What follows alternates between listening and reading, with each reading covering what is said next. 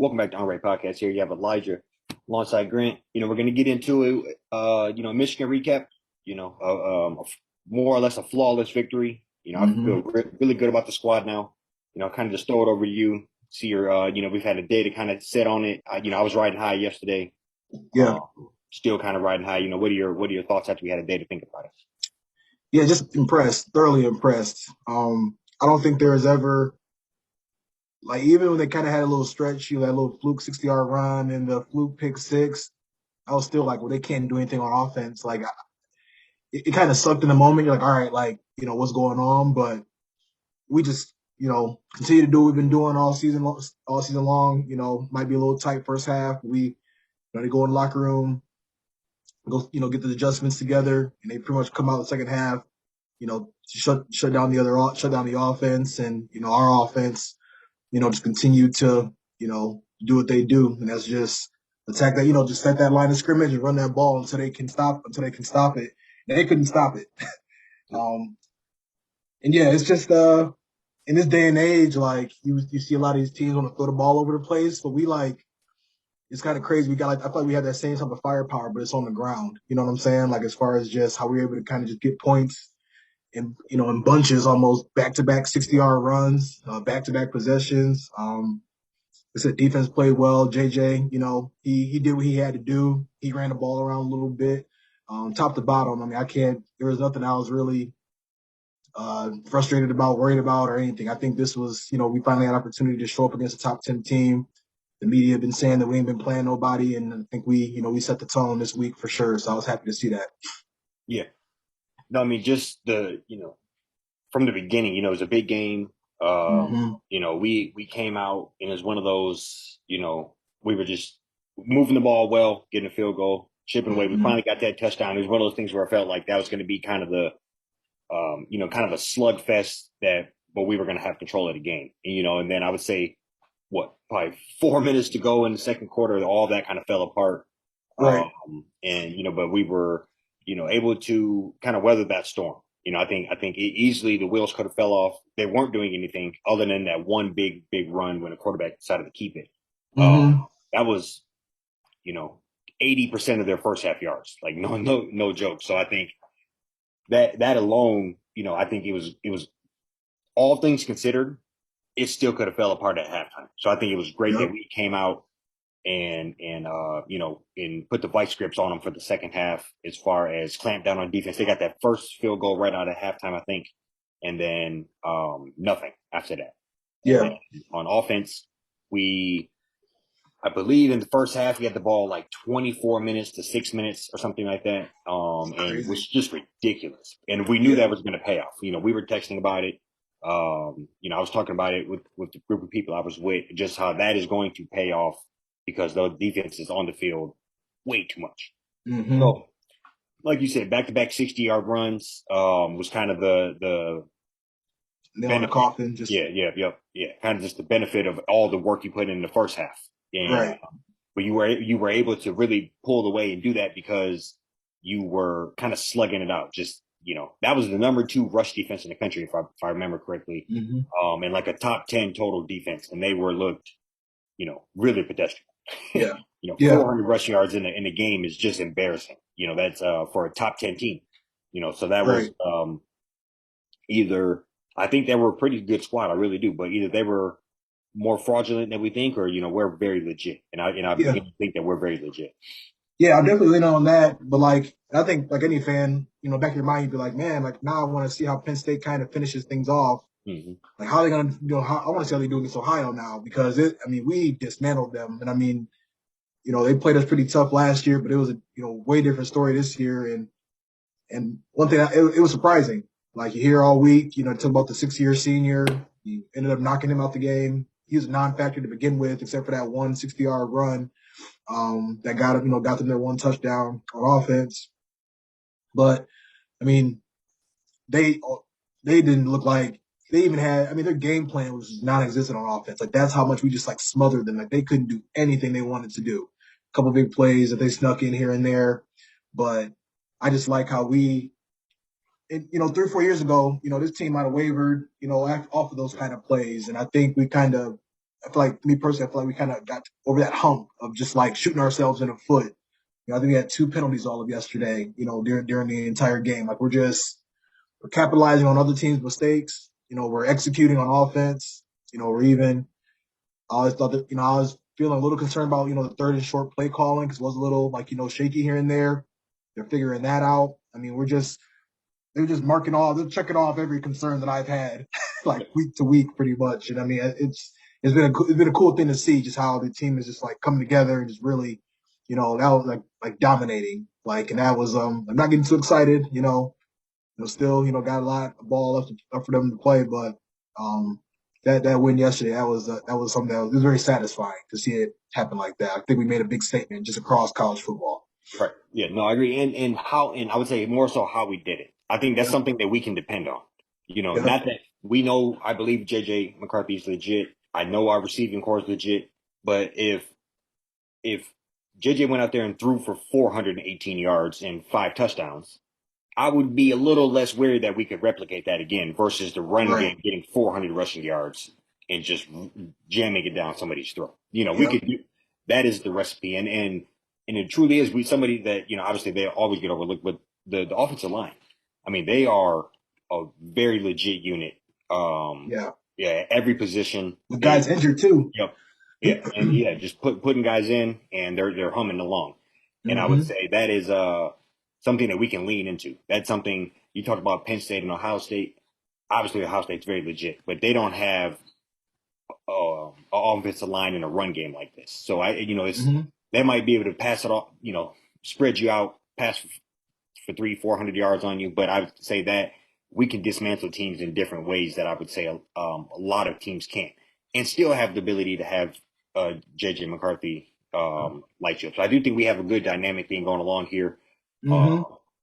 and It's but it's working out perfectly too. Like in my opinion, just because like if JJ only 19, you know what I'm saying? So it's still like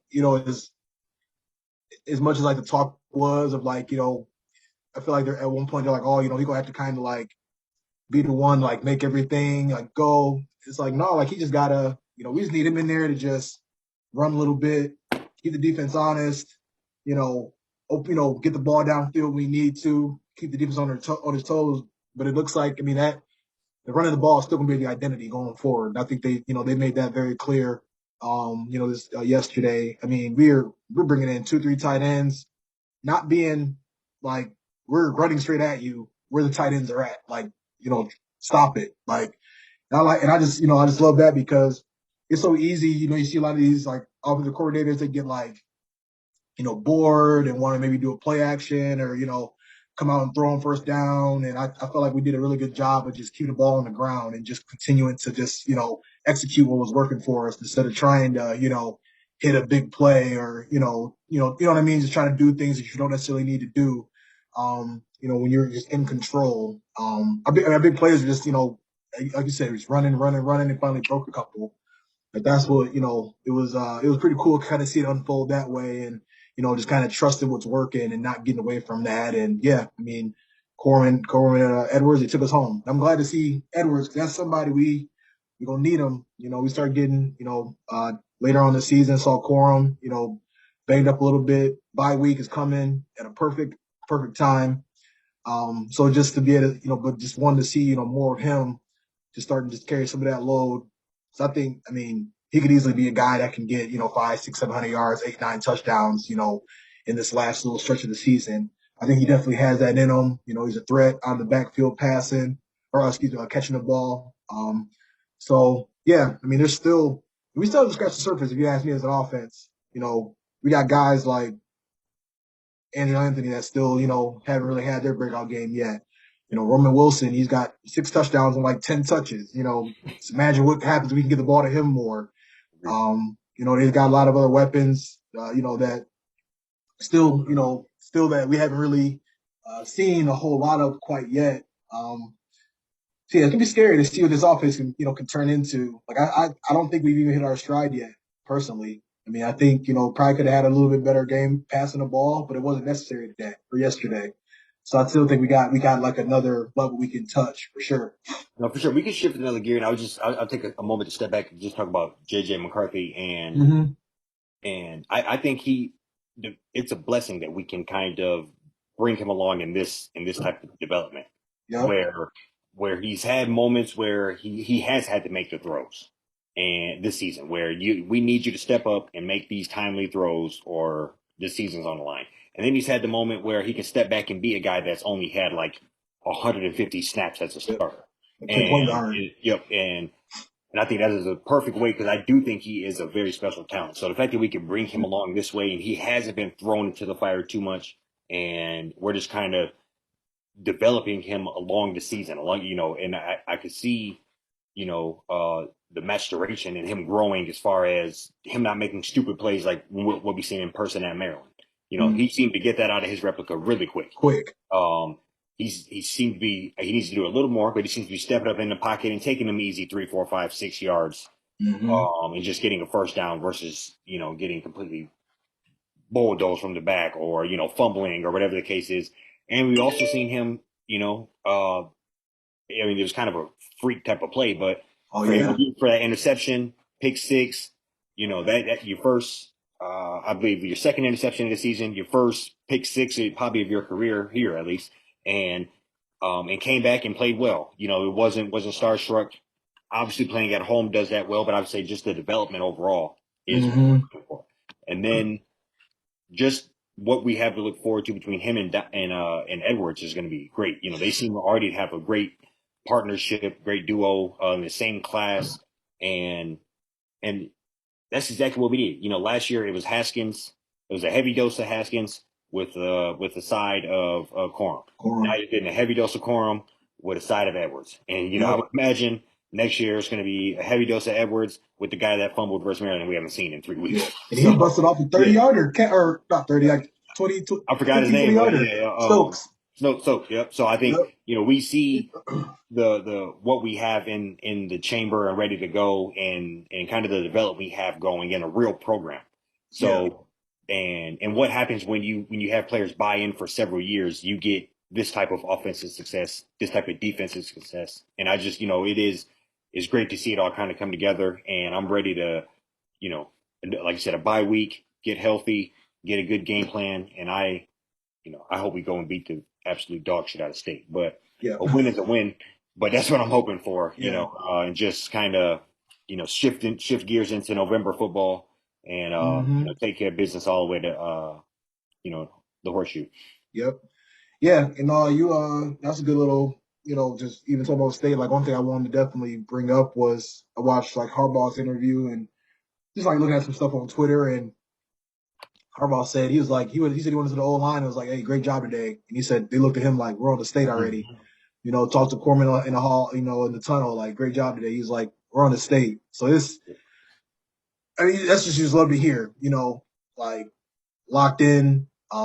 That's something I'm sure they've been thinking about for the last 365, however many, 350 days, however long it's been since we had played them last, and 'cause that's really, how it is, with Michigan, and just what games really matter. You know what I'm saying? But like obviously every game matters, but like there are some games that obviously a little bit more important than other games, and just hearing them just ready for that. Like I said, got the bye week. We had to get everybody get right, get healthy before the final stretch. So it was just impressive to see what went on yesterday, and then just great to hear like the mindset going forward.